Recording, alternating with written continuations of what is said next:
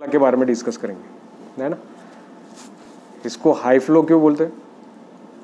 क्योंकि नॉर्मली हम nasal cannula से कितना फ्लो देते हैं? 2 लीटर पर मिनट से। इससे हम 50 लीटर पर मिनट तक के फ्लो दे सकते हैं, है ना।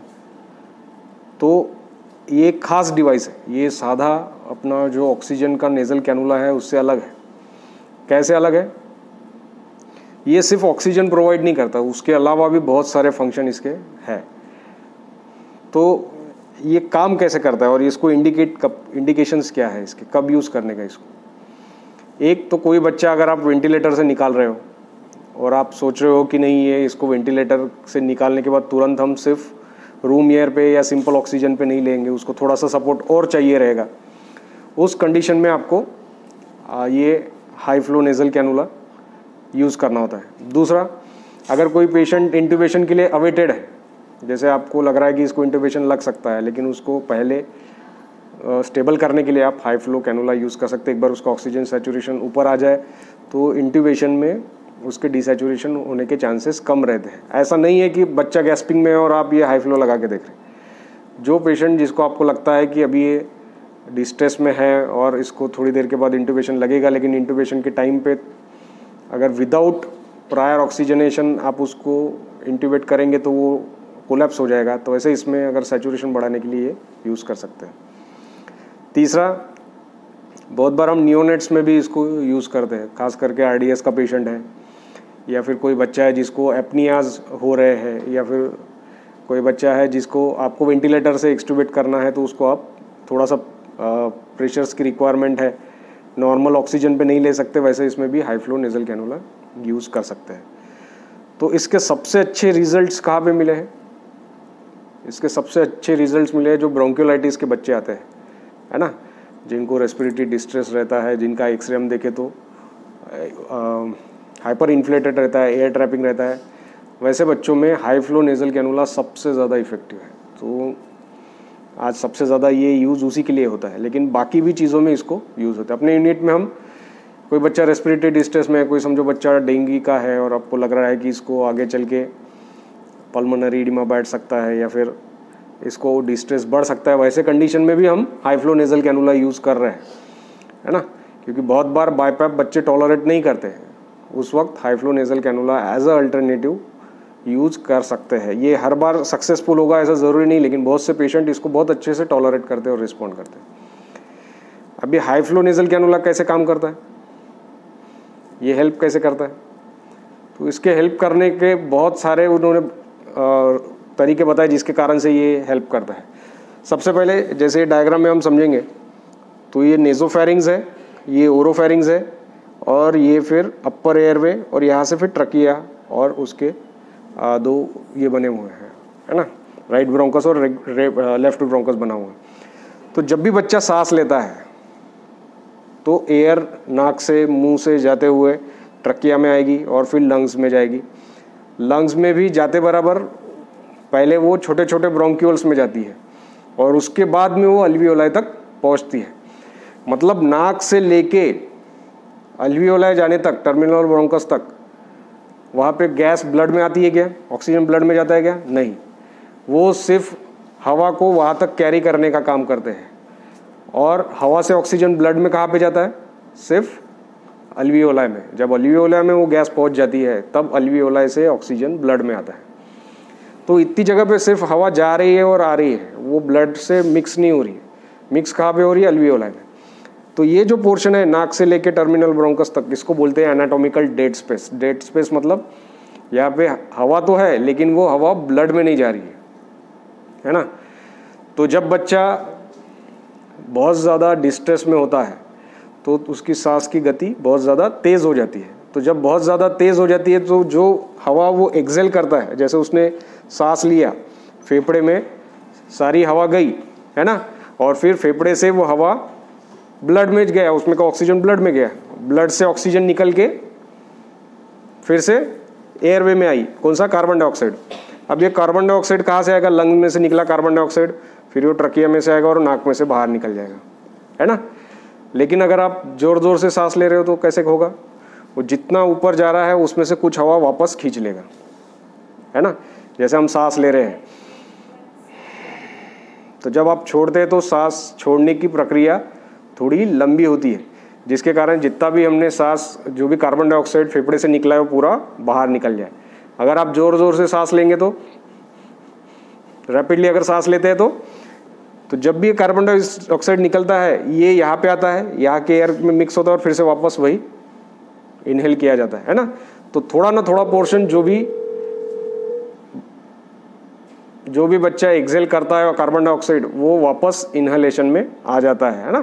तो इसको रीब्रीदिंग बोलते हैं। रीब्रीदिंग मतलब जो उसने एक्सेल किया था एयर उसी को वो ब्रीथ कर रहा है। थोड़ा सा एटमॉस्फेयर का एयर आएगा लेकिन थोड़ा सा जो उसने एक्सेल किया है वो भी आएगा। अब आपने क्या किया, यहाँ पे नेजल कैनुला लगा दिया, ठीक है। अब नेजल कैनुला लगा दिया और हाई फ्लो जा रहा है उसमें से, तो वो हवा जो है यहाँ पे जाएगी और वापस आ जाएगी, ऐसी जाती है और वापस आती है ना। तो उससे क्या होगा, इसलिए हम चाहते हैं कि यहाँ पे लीक हो। हम नाक में पूरी तरह से फिट नहीं बिठाते उसको। ऐसा बोला जाता है कि इसका 50% होना चाहिए। अगर नॉस्ट्रिल का साइज इतना है तो इसके 50% ही इसका साइज होना चाहिए, नेजल कैनुला का साइज होना चाहिए। क्यों?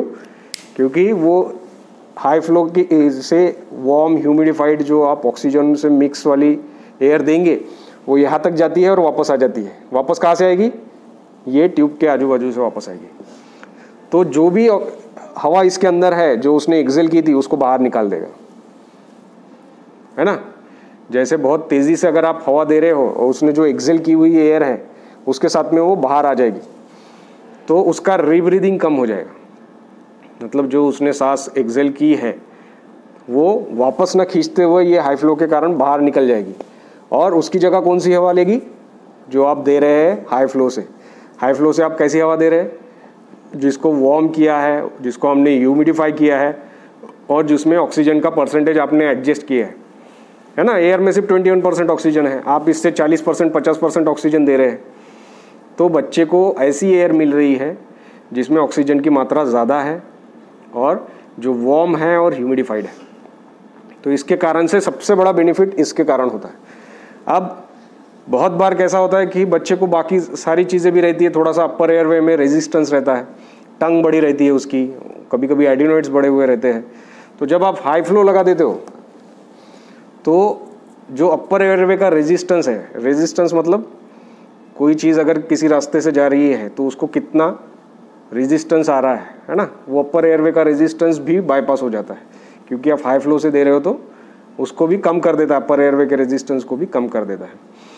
और क्योंकि ये वार्म है, ह्यूमिडिफाइड है, तो शरीर को एक्स्ट्रा एफर्ट लेने पड़ते हैं उसको गर्म करने के लिए। तो इसके कारण से कैलोरीज भी कंजर्व होती है बेबी की। अदरवाइज अगर ठंडी हवा है तो शरीर उसको अंदर लेने से पहले उसको गर्म करने की प्रक्रिया में बहुत सारी कैलोरीज वेस्ट हो जाती है। क्योंकि हम ऑलरेडी वार्म एयर दे रहे हैं तो उसका कैलोरी कंजम्पशन भी कम होता है।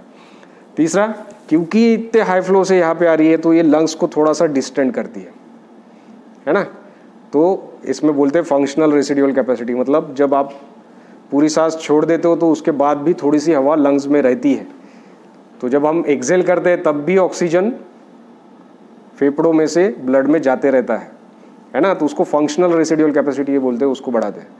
और जैसे हमने देखा है कि कोई बलून अगर स्टार्टिंग में फुलाओ तो ज़्यादा ताकत लगती है, एक बार थोड़ा सा फूल जाए तो उसको फुलाना आसान होता है। वैसे ही अगर फेफड़े थोड़े से डिस्टेंडेड है, थोड़े से फूले हुए हैं, तो उसमें बच्चे को सांस लेना आसान होता है ना। तो इस तरीके से वो लंग्स का कॉम्प्लायंस भी बढ़ाता है ना। तो लंग्स का कॉम्प्लायंस बढ़ाता है, अपर एयरवे का रेजिस्टेंस कम करता है, एनाटॉमिकल डेड स्पेस को कम करता है और फंक्शनल रेसिडुअल कैपेसिटी बढ़ाता है। ऐसे अलग अलग तरीके से वो high flow nasal cannula use करता है। अभी ये हाई फ्लो के हमने इंडिकेशन देख लिए, हमने देख लिया कि ये काम कैसे करता है। तो अभी इसका सिलेक्शन कैसे करने का, साइज़ कैसे सिलेक्ट करने का। तो जैसा मैंने बताया कि बच्चे का जो नॉस्ट्रिल्स है उसका 50% ही इसका साइज़ होना चाहिए। अब ये अलग अलग साइजेस में आते हैं, है ना। और इसको सिंपल करने के लिए उन्होंने ये कलर कोड दे दिए, जैसे ये ग्रीन कलर का है तो वैसे अलग अलग कलर कोड आते हैं। सबसे छोटा वाला आता है रेड कलर का प्रीमैच्योर बेबीज़ के लिए, है ना। तो वो रेड कलर का रहेगा, उसका फ्लो मैक्सिमम कितना, आप 8 लीटर पर मिनट से दे सकते हैं, ठीक। उससे फिर नियोनेटल साइज का येलो कलर का आता है, उसका मैक्सिमम फ्लो भी 8 लीटर पर मिनट से, लेकिन उसका साइज़ थोड़ा सा बड़ा होता है। फिर इन्फेंट आता है पर्पल कलर का, उसका मैक्सिमम फ्लो 20 लीटर्स पर मिनट है। और एक पीडियाट्रिक साइज़ आता है जिसका फ्लो आता है 25 लीटर्स पर मिनट के हिसाब से, है ना। तो डिपेंडिंग ऑन बेबी का साइज़ क्या है आपको कैलकुलेट करना होता है। आपका जितना फ्लो आएगा उस हिसाब से आपको कैनुला सिलेक्ट करना होता है।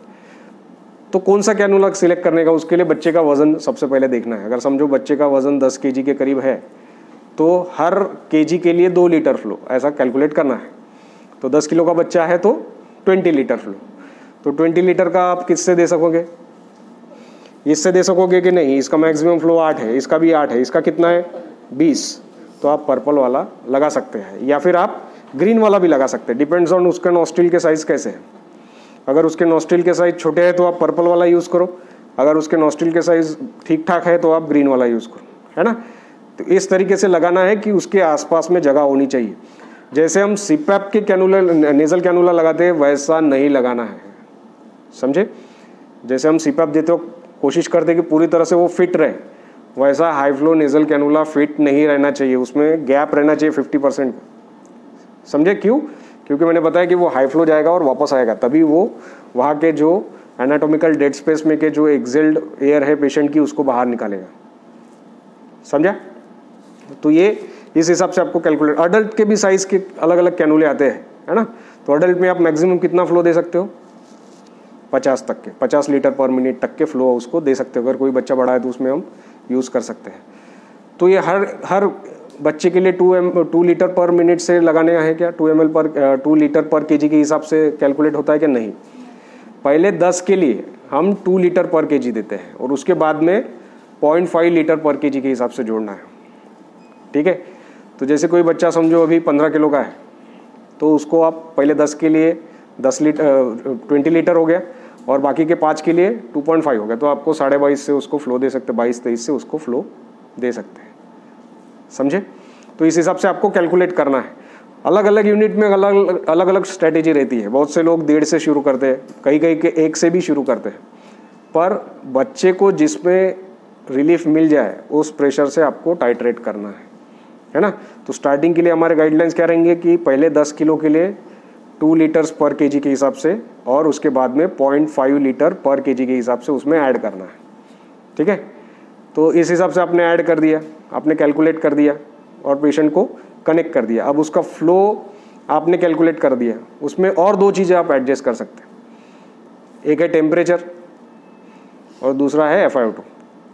अब FiO2 कैसे एडजस्ट करने का, जनरली शुरुआत के लिए आप FiO2 40 रख सकते हैं, 40 से 60 के बीच में रख सकते हैं, है ना।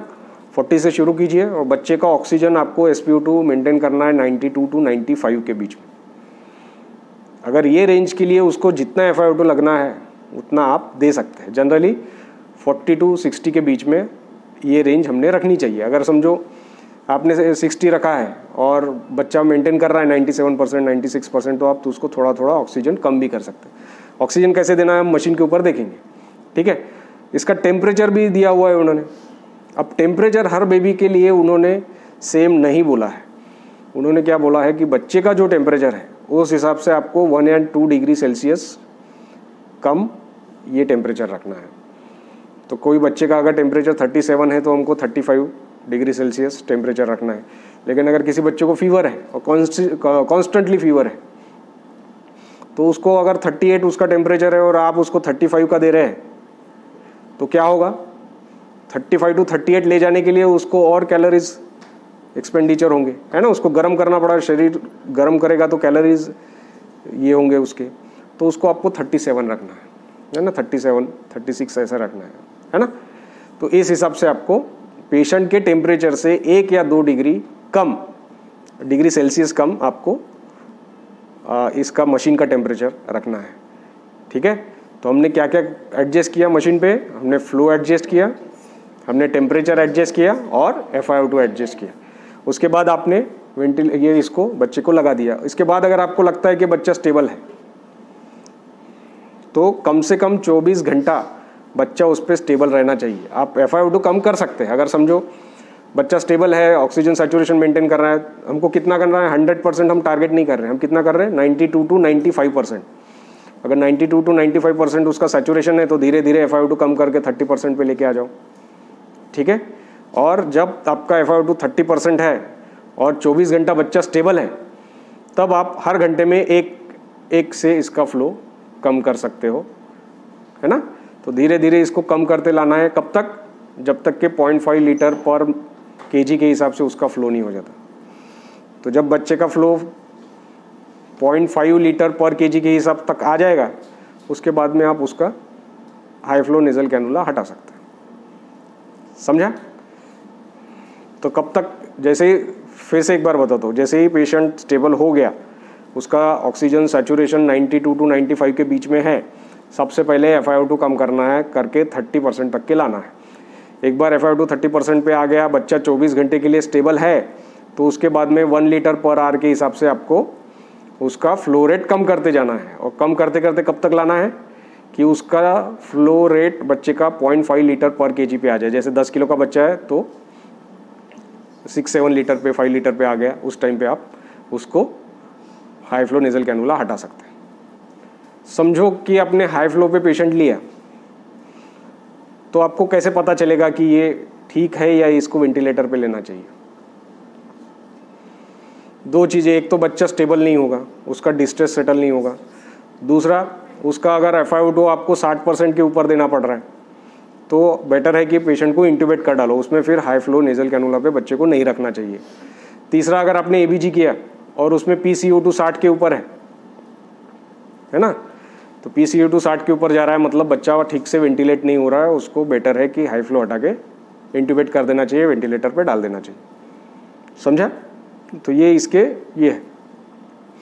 अब इसका साइड इफेक्ट कुछ है क्या मशीन का, क्या हो सकता है जब हाई फ्लो लगाते हैं तो? अगर आप अप्रोप्रिएट साइज का कैनुला लेते हो और अगर उसका फ्लो बराबर से कैलकुलेट करते हो तो मोस्टली इसके कुछ साइड इफेक्ट नहीं है। बहुत बार बच्चे एयर सॉलो कर लेते हैं, जिसके कारण थोड़ा सा पेट उनका फूल जाता है ना। और या फिर किसी को अगर बहुत ही बैड लंग है तो एक आध बार निमोथोरैक्स होने का, एयर लीक सिंड्रोम जो बोलते हैं, वो होने का चांसेस होते हैं। अदरवाइज इसके कोई साइड इफेक्ट नहीं रहते, है ना। सबसे अच्छी बात क्या है कि इसका जो मटेरियल है ये बहुत ही सॉफ्ट है, तो बच्चे अच्छे से टॉलरेट कर लेते हैं। दूसरा, इसमें जो ये दिया हुआ है, वेलक्रो दिया हुआ है, तो बेसिकली आप इसको यहाँ पे ऐसे चिपका सकते हैं, है ना। और इसके ऊपर ये बड़ी आसानी से चिपक जाता है ऐसे, समझे। अगर किसी कारण से आपको निकालना है तो ये पट्टी को यहीं पे रहने देना है और ये वेलक्रो पे से आपको निकालना। अभी ये खराब हो गया है, यूज़ किया हुआ डेमो के लिए यूज़ कर रहे हैं, अदरवाइज़ ये पट्टी यहाँ पे चिपकी रहेगी और आप इसको थोड़ी देर के लिए अगर निकालना है आपको तो निकाल सकते हैं, है ना। ये पूरा यहाँ से नहीं निकालना, ये पोर्शन यहाँ पे ऐसा चिपका रहने देना और इसके ऊपर से आप इसको फिक्स कर सकते हैं। अगर हाई फ्लो नेजल कैनुला और सादे कैनुला के ऊपर हम देखें तो डिफरेंस कैसे पता चल रहा है। जो सिंपल कैनुला होता है वो आपस में कनेक्टेड होता है, ये इस प्रकार से होता है। ये सिंपल नेजल कैनुला इस प्रकार का होता है। ये कैसा है, ये टोटली अलग इंडिपेंडेंट सर्किट है दोनों तरफ से इनका,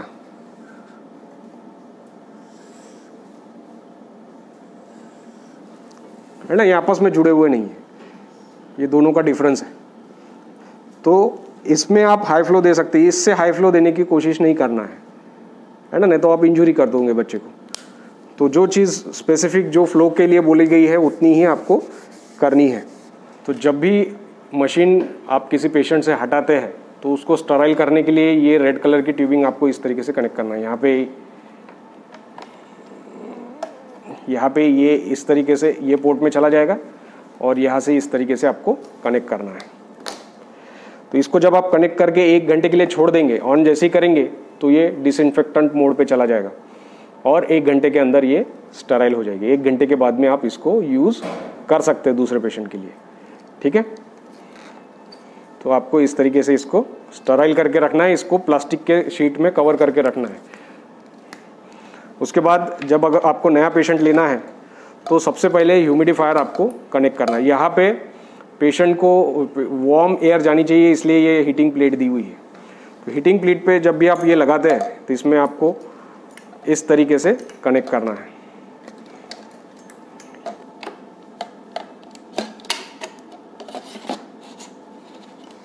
ये लगाते वक्त पहले ही इसको एडजस्ट कर लेना है, क्योंकि ये थोड़ा सा टीडियस जाता है, अदरवाइज लगता नहीं है। ठीक है, तो इस तरीके से इसको कनेक्ट करना है। ये पोर्शन कहाँ जाएगा? बॉटल में, जहाँ से डिस्टिल वाटर या फिर वेंटी वाटर इसमें जाएगा। ठीक है, यहाँ पे आप देखोगे तो ये दो कनेक्शन दिए हुए हैं, और ये जो ट्यूबिंग है यहाँ पे दो पिन है ना। तो जब आप ये पिन यहाँ पे इस तरीके से कनेक्ट करोगे तो ये पिन इसके साथ में ऐसे कनेक्ट हो जाती है। इसको कनेक्ट करने के लिए पहले इसको ऊपर उठाना है, यहाँ से ये ऐसे उठा के फिर ही ये कनेक्ट होगा, अदरवाइज कनेक्ट नहीं होगा। तो जब ये कनेक्ट हो जाता है तो वो पिन उन दो सॉकेट में इंसर्ट हो जाती है, और इसके अंदर जो वायर है उसको पावर मिलती है और वो वायर गर्म होना शुरू होता है। ठीक है, तो जो ह्यूमिडिफायर आप यहाँ से कर रहे हो, वार्म कर रहे हो, वही टेम्परेचर मेंटेन करने के लिए इसके अंदर एक हीटेड वायर दिया हुआ है जो यहाँ तक के एयर को गर्म रखेगा और पेशेंट के एंड तक के भी गर्म हवा आएगी। अगर ये काम नहीं करेगा तो आपने यहाँ से गर्म हवा दी, यहाँ तक के आते आते वो ठंडी हो जाएगी, अगर बाहर में एसी और सारी चीज़ें चल रही है तो ये इसके लिए ये हीटेड वायर इसके अंदर दिया हुआ है। इसके बाद में ये एंड पे आप कैनुला कनेक्ट कर सकते हो। तो इस तरीके से ये इसके बीच में आप कैनुला कनेक्ट कर सकते हो। एक बार ये कैनुला कनेक्ट हो गया तो यहाँ से हवा आनी शुरू हो जाएगी जब भी आप इसको शुरू करोगे, और फिर इसको आपको पेशेंट के नाक के ऊपर फिक्स करना है। करते वक्त इस तरीके से आपको फिक्स करके यहाँ से इसको टाइट कर देना है। और जैसा मैंने पहले ही बताया कि यहाँ पे आप इसको स्टिकिंग और वेलक्रो से, जो वेलक्रो इसमें लगा हुआ है उस पर फिक्स कर सकते हैं। तो ये स्किन फ्रेंडली रहता है, इसके कारण से बहुत ज़्यादा इंजरी नहीं होती है, स्किन वहाँ की ख़राब नहीं होती। अगर आप चाहो तो एडिशनल प्रिकॉशन के लिए इसके ऊपर टिकाडम लगा सकते हैं, उसके ऊपर ये चिपका करो।